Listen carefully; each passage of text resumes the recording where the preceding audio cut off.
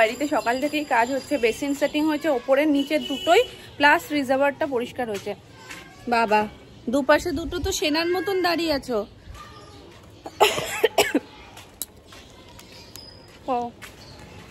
আগে একদম মিষ্টি খেতাম না, এখন আবার খেয়ে উঠে একটু মিষ্টি না খেলে যেন মনটা কেমন কেমন করে। আজকে বিশেষ করে একটু বেশি মিষ্টি খেতে ইচ্ছা করছে।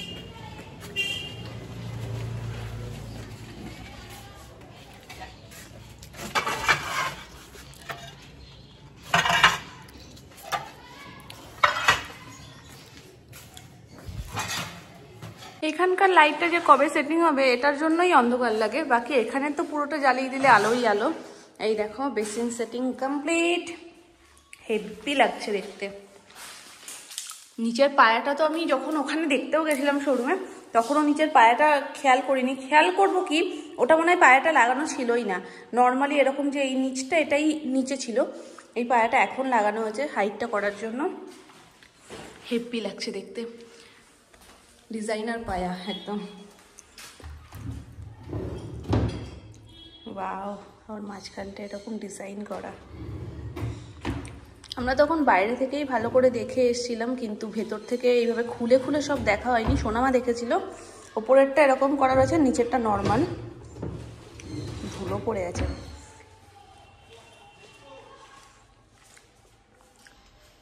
এখানটায় রয়েছে ছোটোখাটো টুকটাক ব্রাশ, পেস্ট, ফেস ওয়াশ সমস্ত কিছুই এখানটাতেই রাখতে পারবে।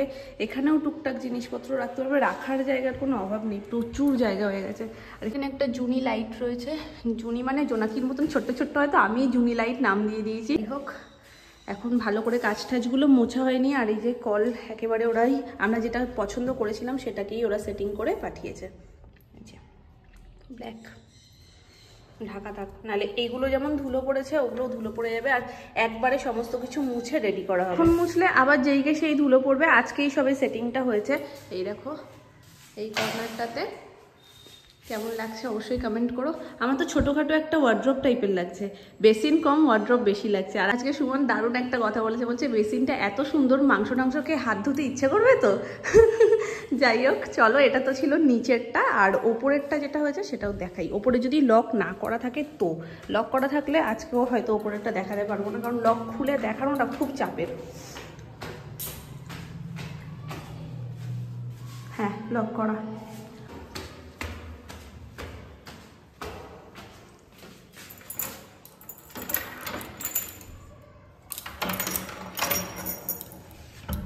কই কই খুলছে, কই বলে চাবিটা ঘুরিয়ে দাও, খুলে যাবে।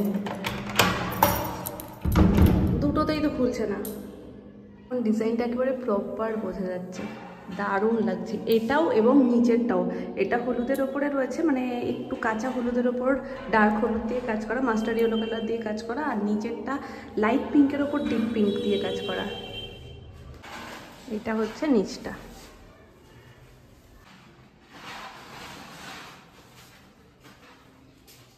ছোটু একটা কল লাগানো হয়েছে, এখান থেকেই মনে হয় ধোয়া কাচার যে সমস্ত কাজগুলো সেগুলো এইখানে বসেই হবে, কারণ এখানটা সিমেন্ট করা রয়েছে একদম ঘরের সামনে। 5 মিনিট ধরে সব রকম চেষ্টা করে যখন পারিনি, ফেড আপ হয়ে নিচেই চলে গেছিলাম। তারপরে কি মনে হলো যে আরেকবার যাই, গিয়ে চেষ্টা করি। আর সেকেন্ড ট্রাইতে হয়ে গেছে বাবা। চলো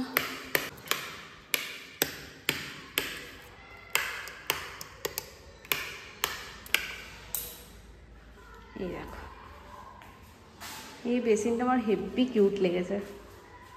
যখন আমরা পছন্দ করতেও গেছিলাম, এটা এক দেখাতে আমাদের পছন্দ হয়ে গেছিলো যে একটা কর্নারে থাকবে আর ছোট্টর মধ্যে বেশ সুন্দর। তো এই কালারটাও আমাদের ভীষণ পছন্দ হয়েছিল। তোমাদের কেমন লাগছে অবশ্যই কমেন্ট করে জানিও। বটলগুলোও আমরা সব একবারেই পছন্দ করে এসেছিলাম বেসিন যখন পছন্দ করতে গেছিলাম।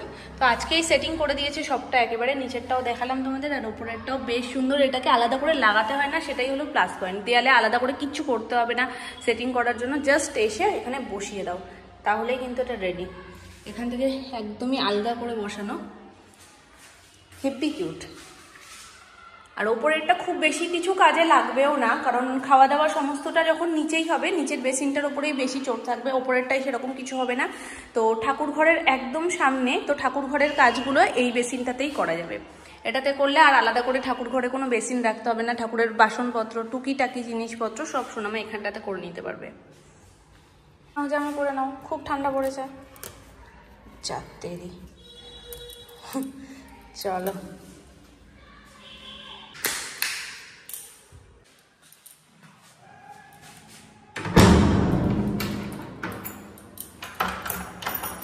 জুম ভাজাও দিয়ে দিলাম, কাকাই এসে আবার ঠিকঠাক করে লক করে যাবে। এখানে কাজ দিয়ে দিয়েছে, এটা নিয়ে আমার সোনাইয়ের সামনে গেলেই বলবে মাম্মা বস্তা উড়ি হয়ে গেছে।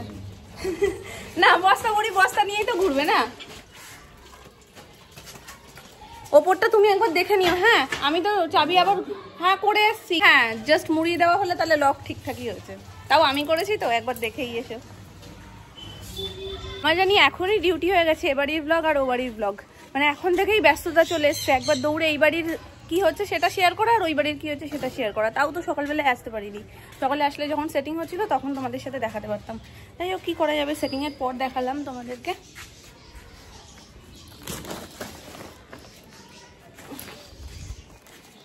বস্তা বুড়ি এসেছি।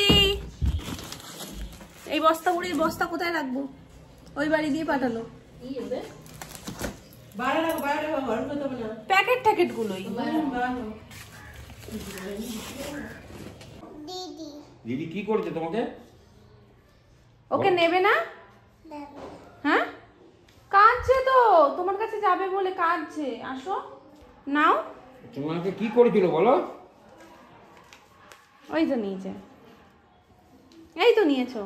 কি করেছিল ও তোমাকে? বাহ,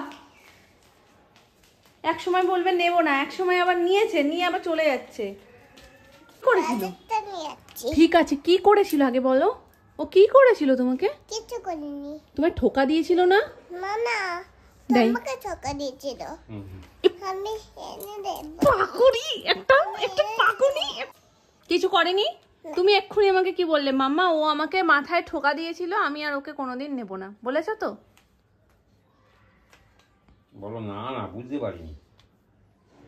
বুঝতে পারিনি না বুনি, বুঝতে পারিনি না। একটু আদর করে দাও বুনিকে, আদর করে দিয়েছি। বলো ঘুমা ঘুমা। ঘুমা ঘুমা, আমি আরেকটা নিয়ে আসি। যাই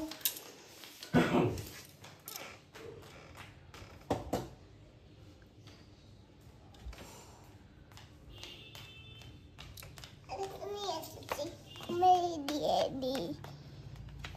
তো ধরলো। আমি কেন ধরবো? ওটা তো তোমার বুনি, তুমি ধরো। দেখো না। হ্যাঁ দেখো চোখটা ওর কি হয়ে গেছে, দেখো কি হয়ে গেছে? চোখ কি হয়ে গেছে দেখো।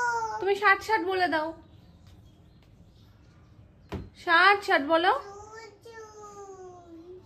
চুল মাথায় এরম করে কেউ রাখে? বেঁধে রাখতে হয় তাই না? বলো আমি নিজেও বাঁধি না, আমি কারোর বাঁধার কথা শুনতেও পারি না, তাই না? তাই না? রাখছো কেন এত? আমি কি করেছি? কি অন্যায় করেছি? কোমরে হাত দিয়েছো? কি হয়েছে? ভপাচ্ছি কিন্তু, ভপাচ্ছি কিন্তু। কি হয়েছে? ভপাচ্ছি তো আমি। কোথায় যাবো বলো, কোথায় যাবো? তুমি আমার হাত ধরে টানাটানি করছো, কোথায় যাবো? জল খাও। আমি জল খাবো না, নাও খাবো না আমি জল, নাও, খাও নাও, খাবো না আমি জল, খাও নাও। খাবো না। দাদা আমি তোমাকে মজা দেখাচ্ছি। না আমি মজা দেখবো না। তুমি তোমাকে দাদু ভাই, দাদু ভাইকে ডেকে নিয়ে এসছো, জল খেয়ে নাও। এবার তো খেতেই হবে। খেও নাও। আর তুমি আমি ভয় পেয়ে গেছি। সেদিনকে একটুকুনি ব্যাগের মধ্যে ভরে নিয়ে এসছি, সে আমাকে একটা রীতিমতন ধমকাচ্ছে। খাও। আমি জল খেয়ে নেবো, বকবে না তো? আমি লক্ষ্মী হয়ে থাকবো, তোমার সব কথা শুনবো, বকবে না তো? দাদু তোমার করে বলবে। দাদুকে একটা হাম্পু দাও। মা দিচ্ছি, দাদা হাম্পু।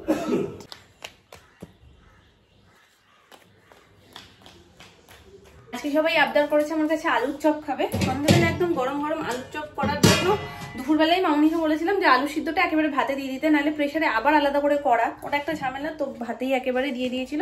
আর শুকনো খোলা একটু শুকনো লঙ্কা টেলে নিয়েছি। শুকনো লঙ্কা না এমনি দেখবে আলুর চপের মধ্যে দিলে কিন্তু বেশ ভালো একটা ফ্লেভার আসে, মানে এত সুন্দর গন্ধটা লাগে না। তো চলো সেটাকে একটু ভালো করে আমি এখন ক্রাশ করে নিই। চিলি ফ্লেক্স তো দেওয়া যায়, কিন্তু যেহেতু ওটা বাজার থেকে নিয়ে আসা হয় আর অনেক দিন ধরে করে রাখে, তো ওটাতে না অত সুন্দর ফ্লেভারটা আসে না যতটা একদম টাটকা করে নেওয়াতে আছে। চলো গরম থাকতে থাকতেই ভালো করে একটু গুঁড়িয়ে নিই, নাহলে ঠান্ডা হয়ে গেলে নেতিয়ে যাবে, তখন আর ঠিকঠাক চিলি ফ্লেক্সের মতন হবে না দেখতে ব্যাপারটা। আলুর চপ। আলুর চপ এখন বানাবো না, সন্ধ্যাবেলা বানাবো। এখন কি হচ্ছে? এখন ওই যে লঙ্কাটাকে একটুখানি গুঁড়িয়ে রাখি, শুকনো খোলায় টেলে নিয়েছি। টালা হয়ে গেলে আমাদের একটু চা করবে। আচ্ছা ঠিক আছে, একদম পারফেক্ট হয়েছে, দারুণ মচমচে হয়েছে না গো? আওয়াজ শুনে বুঝতে পারছো তোমরা।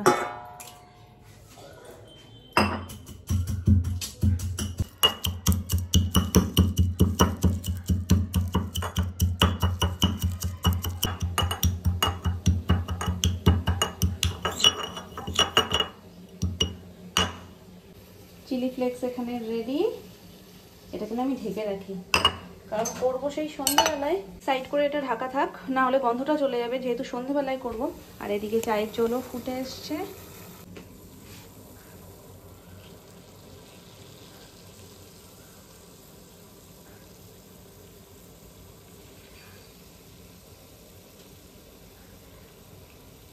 চা রেডি, চলো। আলুর চপের আলু এখানে মেখে নিয়েছি সুন্দর করে, আর টেস্টও করিয়ে দিয়েছি শাশুড়ি মাদের। আর শাশুড়ি মারা 100-100 দিয়ে দিয়েছে। কেমন টেস্ট কেমন হয়েছে? ঠিক আছে। আর এই হচ্ছে গিয়ে ব্যাটারটা রেডি করব। এর মধ্যে দিয়েছি বেসন, নুন, আর একটা জিনিস দিতে এখনো ভুলে গেছি, সেটা হলো আদা বাটা দিতে হবে। বেসন দিয়েছি, নুন দিয়েছি, কালো জিরে, একটু লঙ্কার গুঁড়ো, ধনের গুঁড়ো, জিরের গুঁড়ো, একটু বেকিং সোডা, আর তার সাথে কাশ্মীরি লঙ্কার গুঁড়ো, আর হালকা একটু লেবুর রস, জাস্ট একটা ফালি কেটে এর মধ্যে একটুখানি দিয়েছি। কিছু মিস করেছি কিনা আমি জানি না, তবে যতগুলো মনে পড়লো তোমাদের বলে দিলাম। আর এইটা দেব এটার মধ্যে, এটা দিয়ে আরেকবার ফাইনাল মেখে নেব। আর এর মধ্যে একটু আদা বাটা দিয়ে নিই। আমাদের ক্লাবেই কী সব হচ্ছে, যার কারণে আওয়াজ আসছে বলে আমাকে একটু জোরে জোরে বলতে হচ্ছে। পাকা বুড়ি একটা, নিজে পাতিলেবু খাচ্ছে, মামুনিকে বলছে মিষ্টি বলো, মামুনি বলছে আমার তো টক লাগে, আমি কি করে মিষ্টি বলবো এটাকে। আর মামুনিকেও খেতে হবে। কেন তুমি খাবে বললে আপনাকেও খেতে হবে? এরকম খুশি হয়ে যদি বাবা একটু ভাতটা খেতিস, আমি খুব খুশি হয়ে যেতাম রে। লেবুটা কেটে দিচ্ছি, হবে না, লেবুর গোটা লেবুটাই ওর লাগবে, ওটা দিয়ে একটু একটু করে হাতে লাগাচ্ছে, হাতটা চাটা দিচ্ছে। কি ভালো, ভালো মনে হচ্ছে না? একদম প্রফেশনাল আলুর চপ মেকার। খেতেও নাকি খুব টেস্ট হয়েছে, শুনেই ভরসা করে একটু পূজাদেরকেও কয়েকটা দিয়ে দিলাম, যখন সবাই বলছে এত ভালো ভালো। তো চলো, এটা একদম ফুলকো ফুলকো গরম নামিয়েছি। কোথায় প্লেট? মুড়ি নিয়ে সস, বলছি রসুনটা দাও নিয়ের মধ্যে। রসুন আলুর চপে কেউ দেয়? দেয় হালকা। দুধ আলুর চপ নিরামিষই হয় সব সময়। কেমন খাচ্ছ সেটা বলো। ব্যাপক।